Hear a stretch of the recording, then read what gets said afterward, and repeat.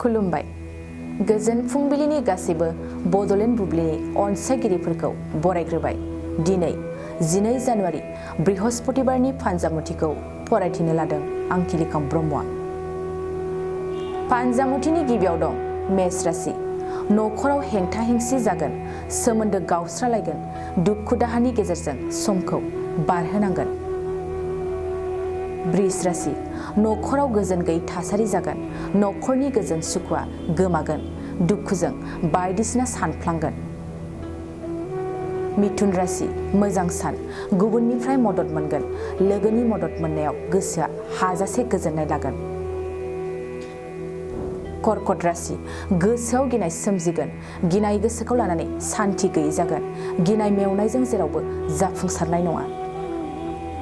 सिंह राशि। सिगांनिख्रुइ मोजां सान, समाजाव मान मोनगोन, गावनि मान सन्मानखौ लानानै गोग्गानाय लागोन। कन्या राशि। मबेबा जेंनाखौ लानानै नांलायगोन, एसे जेंनाखौ गिदिर खालामगोन, बिसि फिसायनि गेजेराव गावस्रानो हागौ। तुला राशि।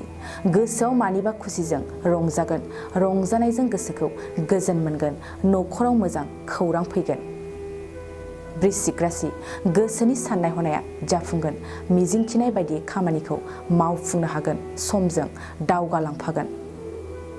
धनु राशि। गाज्रि आखु दिन्थिफ्लांनानै रायजागोन, गावनो मा मावफ्लांदों मिथिसाबनाय नङा, गावखौनो सांग्रां जानाया साबसिन। मकर राशि। सांग्रां जा, हरखाब खैफोद फैगोन, दावबायनायनि सिगां गावखौनो सांग्रां जानाया साबसिन। कुम्भ राशि।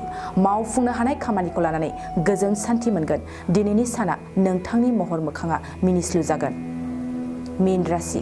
देहानि फारसे मोजां सान, देहायाव थानाय गोजाम बेमार आजारा गागोन, मोजां देहाखौ लानानै गोजोननाय मोनगोन।